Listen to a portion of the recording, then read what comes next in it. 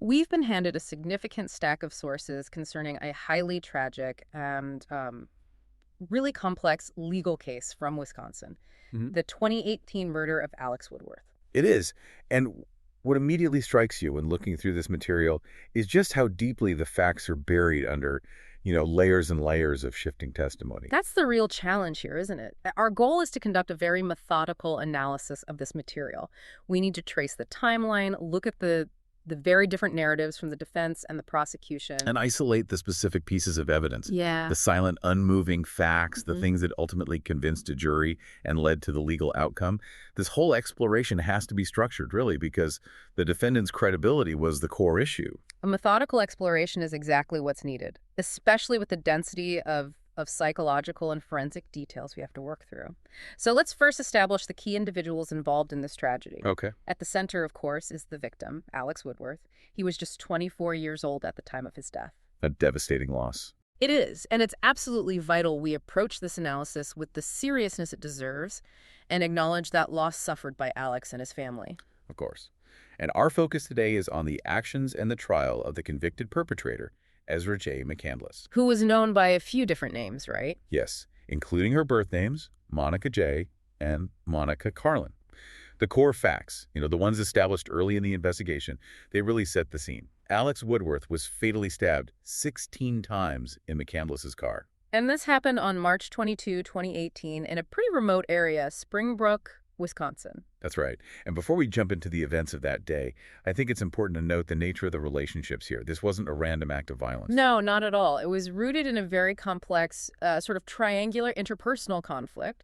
It involved McCandless, the victim Alex Woodworth, and also McCandless's ex-boyfriend, Jason Mengel. Exactly. And to understand the prosecution's eventual motive, you have to see how desperately McCandless was attempting to navigate, or, as the prosecution argued, manipulate these relationships in the hours right before the homicide. So to dissect that final argument that this was intentional homicide, we really have to establish the precise sequence of events on March 22nd. Yes, that timeline is absolutely crucial because the unusual, agitated behavior that witnesses observed just hours before the homicide, well, it forms the backdrop for the whole tragedy. Okay, let's start the day then. It seems to begin with what appears to be a very deliberate, unannounced visit. McCandless begins the early afternoon of March 22nd by turning up at Racy DeLean's Coffee Lounge in Eau Claire, Wisconsin. Right, and that's where her ex-boyfriend, Jason Mengel, was. The sources confirmed she was there, and the coffee shop's own security footage corroborated her presence. And Mengel's testimony later on revealed a really significant detail, didn't it? It did. He observed her behavior during this brief interaction, and he found her deeply agitated, unsettled. He described her as acting in a manner that was odd. So this wasn't just a casual hello, something was clearly off. Exactly. Either something was disturbing her, or she was trying to project a certain state of mind. The agitation itself is an important clue. So she sees Mengel, she leaves, and according to her statement to police, she then went directly to Alex Woodworth's house. Her reason, she claimed, was simply to return some items she had that belonged to him. On the surface, a pretty innocuous errand. But that preceding interaction with Mengel just casts immediate suspicion on that simple explanation, doesn't it? It really does. Mengel was so unsettled by her appearance, her demeanor, and what she said at the coffee shop that his concern just escalated. It escalated when he realized she had driven to Woodworth's residence, which wasn't far away. It suggests she was already highly focused on the dynamics between these two men in her life. I think that's a fair assessment. And Mengel's reaction really speaks to the level of his concern. It shifts the situation from just a personal unease to an actual intervention attempt. He followed her on his bike to Woodworth's house, looking for her. So what did he find when he arrived, and how did his presence end up leading to the police getting involved? Well, when Mengel got there, he found her car, a 2003 Chevy Impala, parked outside. And here's a critical detail the prosecution later emphasized. The engine was still running. Still running. So what does that imply? That she was planning a quick departure? It could imply that, or that she was just keeping the car warm. But either way, it suggested a state of readiness or urgency. Mengel, not sure what to do, just started waiting outside, pacing back and forth, anxiously. And this public pacing is what moved everything from a private dispute into a publicly visible problem. Precisely. It was passerby who noticed this anxious behavior, this man pacing repeatedly outside a house, and called the police. They deemed it suspicious. So now we have this external, impartial validation that the scene was unusual. Yes. And Mengel waited for a considerable amount of time, about 45 minutes, the record shows, before he took action himself. He eventually went inside Woodworth's house, unannounced. And what did he find? He found McCandless and Woodworth just talking. We don't know for sure about the nature of that conversation, whether it was strained or calm, but the fact that they were simply talking is highly significant. It is. He didn't stay inside, though. He came back out and almost immediately ran into the Eau Claire police, who had arrived because of that passerby's call. Right, and he told the officers he was concerned because McCandless was, in his words, not acting like herself. So the police then performed a formal welfare check. They did. According to the dash cam footage, which was later reviewed at the trial, an officer spoke directly to Alex Woodworth outside the house. McCandless was already sitting in the driver's seat of her running car, though she wasn't visible on the camera. And this interaction took place Around 1:05 p.m. This small window of time is incredibly important. And crucially, the police were satisfied. They felt there was no immediate danger, no ongoing problem. That's right. The officers and Mengel left the scene. And this detail, it marks the final confirmed sighting of Alex Woodworth alive by law enforcement or Mengel. It didn't just establish a final sighting, though. It established that McCandless and Woodworth were present and, calm enough to satisfy police. That really collapses any later defense claim that some major visible confrontation had been building all afternoon. That 1:05 p.m. moment, it establishes a precise endpoint to the safe public phase of the day. The police left, Mengel left, and McCandless and Woodworth were alone. And the next confirmed sighting of McCandless is just a few hours later in a completely different remote location. But now Alex Woodworth is tragically no longer with her. The contrast between that 1:05 p.m. police check and the events just over 3 hours later it's chilling. It is. Around 4:15 p.m., McCandless appears at the door of a dairy farmer, Don Sipple, in Springbrook, miles away from Woodworth's home. Yes. And the condition she was in when she presented herself to Sipple was stark evidence of a severe struggle or some kind of trauma. She was covered in mud, blood, and bruises. She was barefoot. Clearly, she'd been through some rough terrain. And she immediately presented herself as the victim. She did. She requested medical help and claimed she had been assaulted. She was then transported to a local hospital. And what happened during those first crucial interactions with emergency services? What was her story then? Well, at the hospital, she repeatedly asked for Jason Mengel, the ex-boyfriend who'd been so concerned about her earlier. And critically, during these initial interviews with officers, paramedics, hospital staff, she consistently maintained that she could not remember what had happened. So amnesia, that was her first narrative. That was her first shield, yes, suggesting amnesia due to trauma. And the sources say the search for Alex Woodworth began that night, spurred by her presence and her condition, but the police couldn't find him or the car on the evening of March 22nd. Right. The gap in the timeline between 1:05 p.m. when the police left and 4:15 p.m. when she sought help was geographically wide.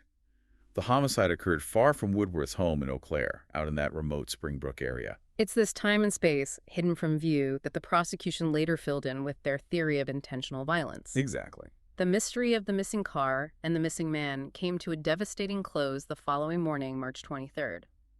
The investigation changed course dramatically with the discovery of the crime scene. Yes. Officers returned to the area near Don Sipple's dairy farm, focusing on the rough path she must have taken to get to his farmhouse. And that's when they saw the telltale signs. Footprints in the mud on a remote dirt road. And following those footprints led them directly to McCandless's 2003 Chevy Impala. It did.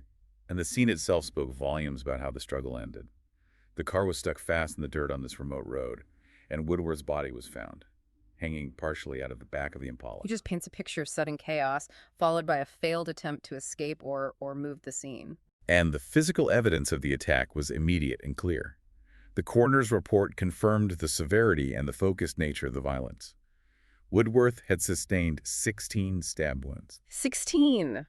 And we aren't talking about random defensive slashes here. The source material is very specific that these wounds targeted vulnerable areas: his head, neck, groin, and torso. The nature and number of those wounds, 16 in sensitive areas, immediately provided a strong foundation for the state's argument of intent, rather than a brief struggle for survival, which is generally what self-defense implies. It seems like it would be hard to argue self-defense with that level of violence. Extremely hard. A single or maybe 2 or 3 stab wounds might align with a panicked defensive reaction aimed at disarming an aggressor. But 16 wounds, strategically placed, points very strongly toward an overwhelming intentional assault designed to neutralize or kill. This forensic reality became the immovable object the defense had to try and overcome. So, based on the physical evidence and her self-admitted presence at the scene, McCandless was formally arrested 2 weeks later. On April 6, 2018. And she was charged with first-degree intentional homicide.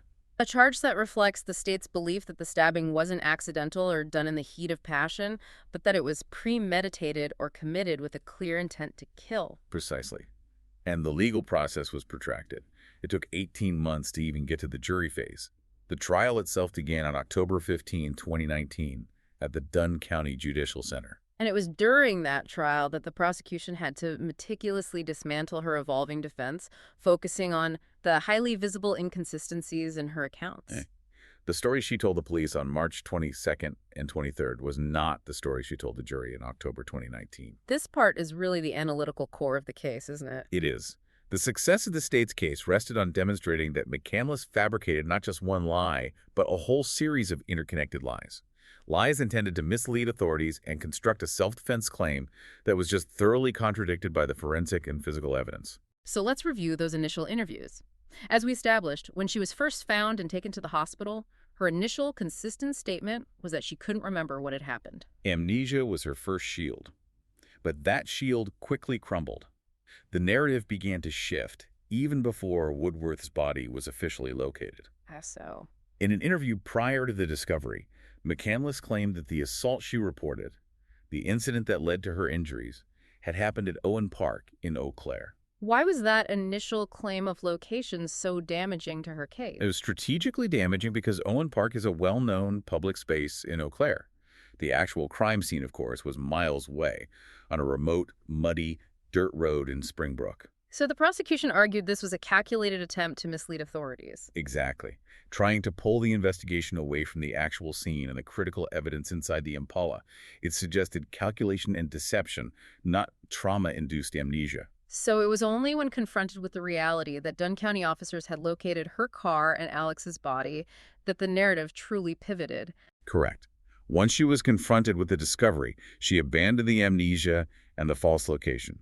Instead, she claimed Woodworth had attacked her. And this is where the self-defense claim begins. Yes, but to support it, she introduced what became the most bizarre and easily refuted element of her entire narrative. We are talking, of course, about the claim involving the word BOY being carved into her arm.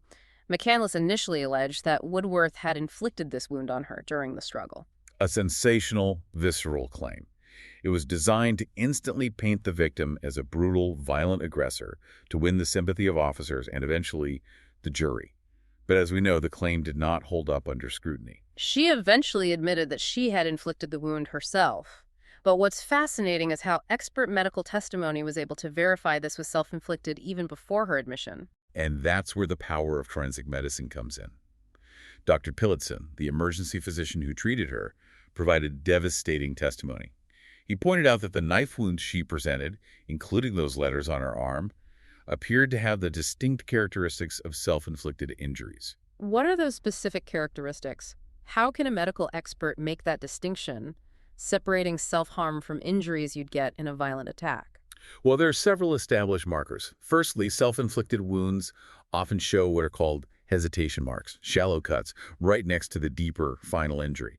They indicate the person was, testing the blade or working up the courage. Okay, that makes sense. Secondly, the wounds are often superficial. They don't threaten major arteries or organs, which suggests the intent was injury, not self-destruction. And most critically, in a dynamic physical fight, wounds are typically random in depth and location because of the chaos. But self-inflicted wounds Are often in readily accessible locations and follow a parallel rhythmic pattern.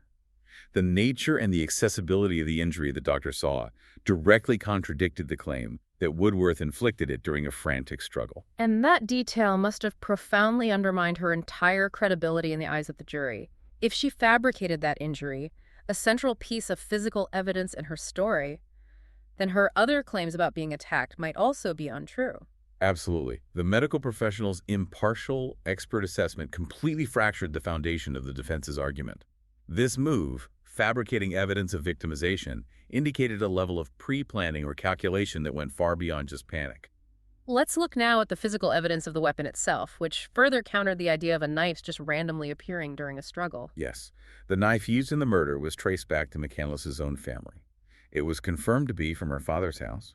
Her father, Joshane, he testified that he had previously given knives to his daughter. So that establishes her access to and familiarity with the weapon. It counters any story that the knife belonged to Woodworth or was just a random tool picked up in the moment. It shows she brought the means to commit the crime to the scene. And then there's the critical issue of the blood evidence, which the prosecution used to completely refute her description of where the struggle happened. A huge point. McCandless claimed that Woodworth attacked her in the back seat of her car, implying the struggle occurred inside the vehicle. That claim required the whole brutal struggle, the moment 16 stab wounds were inflicted, to have happened inside the cramped confines of a Chevy Impala. Yes, but the prosecution emphasized that most of the blood evidence, the pooling, the spatter patterns, the physical transfer marks, the undeniable physical reality of the scene, was actually found outside of the car. That is an enormous contradiction. If she was fighting for her life in the backseat, why was the evidence predominantly external? Forensic analysis provided the answer.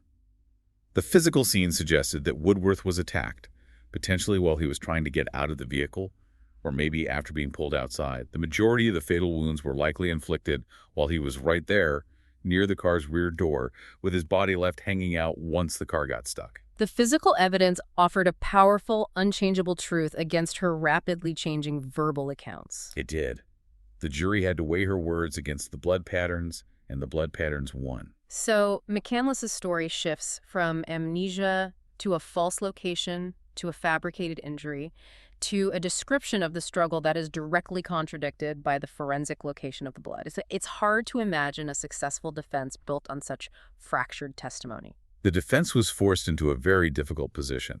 They had to try and salvage a claim of self-defense while managing a client whose own testimony was a moving target. They had to offer some cohesive story to explain why 16 stab wounds were inflicted on Alex Woodworth. Let's turn now to the competing narratives that were presented in court. The jury had two fundamentally different stories to consider. On one side, the defense tried to construct a scenario of desperation. On the other, the prosecution painted a picture of calculated elimination. The defense's primary strategy, once the original claims of pure victimization fell apart, was self-defense. And it was rooted in rejection and alleged aggression. Her attorney argued that Woodworth was enraged because she didn't want to be with him and was ending their relationship. That was the core claim. The defense presented a scenario where, once they were alone, Woodworth allegedly forced himself upon her and then attacked her, which prompted her desperate, violent response. And McCandless herself took the stand. A very risky legal move when credibility is this compromised. She testified that she had stabbed him solely in self-defense, reiterating her objective was only to get away from the immediate threat. So this narrative positioned the 16 stab wounds not as intentional murder, but as the consequence of a panicked, necessary struggle for survival. Right. If the defense could convince the jury of that, even if the force was excessive, it might lead to a lesser charge, like second-degree manslaughter, or even an acquittal. But the nature of the wounds was a massive hurdle for them. Almost insurmountable, you'd think. They had to argue that a struggle so panicked it required 16 stabs to the head, neck, and groin was still proportional to the threat. But the most damaging factor wasn't just the number of stabs, it was McCandless's own evolution of the self-defense account. This shift in her testimony from the police interviews to the stand became a huge liability. It did. The prosecution utilized this perfectly to demonstrate fabrication over time. They carefully compared her earlier, less aggressive statement to police with her highly detailed and dynamic testimony in court. What were the specific differences in how she described handling the knife? In her earlier statement to the police, she described a struggle that led to her hand being cut, and she emphasized taking the knife away from him. Her quote was, "And I cut my hand because I kept trying to grab him, and then I finally got free, and I finally got the knife away from him." So that version is very passive and defensive. It's focused on disarming him and escaping. Exactly. But the courtroom testimony portrayed a much more proactive and aggressive confrontation. Significantly so, right? Oh, yes. At trial, the account became almost tactical. She recounted, and this is another quote, "I decided then to knee him in the groin, and he drops the knife at that point. Instantly, I grabbed the knife. I started stabbing him anywhere and everywhere I could." Wow. The legal distinction between those two accounts is immense. That shift from passively getting the knife away to actively deciding to knee him, instantly seizing the weapon, and repeatedly stabbing him anywhere and everywhere, it radically transforms the legal analysis. It transforms the legal defense from self-preservation into potential retaliation. And in the eyes of the jury, that move from "I finally got the knife away from him" to "I started stabbing him anywhere and everywhere" reinforced the state's argument that her story was fabricated and refined over time to justify excessive force. It sounds less like a desperate escape and more like an execution of intent. Given the detail she provided in that second account and the extreme number of wounds, the prosecution argued that this level of violence was just incompatible with merely trying to get away. The goal in self-defense is to terminate the threat and escape. Precisely. The violence described in the trial testimony, when combined with the forensic fact of 16 wounds aimed at critical areas, suggested an intent to kill, not just to flee. The prosecution successfully used the contrast in her own words to suggest escalating exaggeration, not a consistent account of self-defense. So turning to the prosecution's central theory, their motive argument wasn't about immediate rage. It was about McCandless's overriding desire to rekindle her relationship with Jason Mengel. They presented Alex Woodworth as an obstacle. Yes. The prosecution alleged that Woodworth was seen by McCandless as an inconvenience, a complication standing in the way of her getting back together with Mengel. The state argued that she fatally stabbed Woodworth in hopes of ensuring he would not interfere with her intense emotional pursuit of Mengel. And there was a key piece of circumstantial evidence that strongly supported this motivation: the removal of Woodworth's phone from the scene. That detail was crucial. It speaks to intent after the fact. McCandless took Woodworth's phone when she fled. While the defense might try to spin this as panic-grabbing items thoughtlessly, the prosecution framed it differently. They framed it as an attempt to ensure he had no means of contacting anyone for help, regardless of his condition. Right. Which suggests premeditation, or at least a cold indifference to his fate. It fits their narrative that she was trying to eliminate his existence from the situation entirely. But taking his phone is a little ambiguous. Couldn't the defense argue that was just panic? How did the prosecution firmly link the phone's removal to the Mengel obsession and make the motive stick? They tied it back to the sequence of the day. Remember, the day started with McCandless desperately seeking out Mengel at the coffee shop. Hours later, immediately after the stabbing, where does she go? To the farmhouse. She goes to Sippel's farm, asks for a doctor, but also immediately asks for Mengel at the hospital. Her entire focus remained on her ex-boyfriend, suggesting Woodworth was an unfortunate detail that needed handling. And the testimony of Jason Mengel himself. It inadvertently played directly into this motive argument. It provided the emotional context the jury needed. It did. Mengel was on the stand expressing his concern for her, but he also provided the background of their relationship. And critically, he testified that he had never stopped loving her. And that lent immense weight to the prosecution's theory that McCandless was desperately focused on him. Viewing Alex Woodworth as disposable collateral damage in her pursuit of Mengel. So you had these two narratives, self-defense versus jealous, intentional removal of an obstacle diametrically opposed in court. And the prosecution successfully argued that the violence, the targeting of the wounds, the blood evidence, the self-inflicted carving, and taking the phone were all consistent with a calculated attempt to erase an obstacle. That synthesis of motive and evidence was extremely powerful. The jury was asked to believe either a victim who suffered 16 wounds in a struggle that produced little internal blood, or a calculated killer trying to cover her tracks and fabricate a defense. After all the complex and conflicting testimony, the physical evidence, combined with the detailed forensic and medical testimony, was ultimately compelling enough for the jury to reach a decision. On November 1st, 2019, after weighing all the evidence and the veracity of the different accounts, the jury returned a verdict of guilty. McCandless was convicted of first-degree intentional homicide. A conviction that was a definitive rejection of the entire self-defense narrative her team presented. The jury found the evidence of intentional homicide to be overwhelming. Overwhelming enough to meet the standard of intentional murder.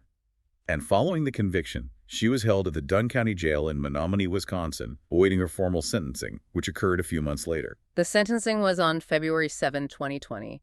What was the specific penalty handed down, and what does it tell us about the court's view of her future rehabilitation? She was sentenced to life imprisonment. The court stipulated that she would be eligible for parole only after serving a minimum of 50 years. 50 years? Given that she was 22 at the time of the sentencing, this meant she would be well into her 70s before having any chance of release. It's effectively a life sentence without the possibility of parole for most of her life. And during the sentencing, the court received pleas for leniency from her own family. Her mother, Rosalina Gunnelson, formally pleaded with the court to consider a lesser term. She requested that her daughter be granted the possibility to petition for parole after 20 years rather than the imposed 50. A plea centered on granting her daughter a realistic hope for rehabilitation. But the court's adherence to the 50-year minimum reflected the gravity of the intentional homicide conviction. The judicial decision to mandate such a long period speaks volumes about the court's perception of the calculation and brutality of the crime. A crucial and often heartbreaking part of any sentencing is the impact statement from the victim's family. Alex Woodworth's aunt, Crystal Hall, delivered a powerful statement in court. She did. And Crystal Hall's statement focused not just on the life that was taken, but on the demeanor of the convicted during the entire trial. This observation was highly publicized. She noted, and I'm quoting, "Throughout the trial, we never saw any sign of sadness, shame, compassion, or the slight bit of remorse for what you had done." That observation, shared publicly in court, it speaks to the perceived psychological state of the killer. It suggests a chilling lack of acknowledgement of the victim's humanity or the severity of the crime committed against Alex. It reflects the family's pain and the disconnect they felt, seeing a defendant who was constantly shaping and reshaping her story, but never truly accepting responsibility or expressing genuine sorrow for Woodworth's death. And regarding her current status. As of the latest updates in our source material, McCandless is incarcerated at Taquita Correctional Institution in Fond du Lac, Wisconsin. And even after the conviction and the severe sentence, the legal battles are continuing. Our sources mention she was denied a new murder trial and is currently appealing the conviction to the state as of an update in April 2025. Which shows that even years later, the defense is still challenging the original ruling. They're likely arguing procedural errors or misapplication of law in a case defined by such complex and contested evidence. Cases marked by such dramatic swings in testimony and complex physical evidence often see multiple levels of appeal, don't they? They do. The defense has a powerful incentive to challenge how the jury weighed McCandless's rapidly evolving narrative against the immutable facts of the forensic evidence. The legal process is designed to allow that scrutiny, even when the initial verdict seems clear. So, in summary, this investigation into the murder of Alex Woodworth ultimately highlights the challenge faced by any jury when trying to discern the truth in a homicide rooted in tumultuous interpersonal conflict. They had to choose which narrative to believe. A meticulously constructed web of shifting stories centered on self-defense or the silent testimony of the physical evidence. the blood outside the car, the knife from her father's house. The medically verified self-inflicted carving and the sheer violence of 16 stab wounds. The significant inconsistencies in McCandless's account made the defense's case extremely challenging, leading the jury to conclude that the crime constituted first-degree intentional homicide, not justifiable self-preservation. It is a striking example of a legal case where the pursuit of truth was significantly impacted by the perpetrator's rapidly changing verbal accounts. And this raises an important consideration for you. How does the presence of multiple rapidly changing verbal narratives impact the ability of a legal system to discern fact from fiction, especially when those verbal claims are directly contradicted by fixed, unchanging physical evidence like forensic reports and medical testimony? It forces the legal system to weigh the spoken word against the brutal reality of the crime scene. A very difficult position for any jury to be in. Thank you for following this detailed analysis of the source material. Thanks for listening.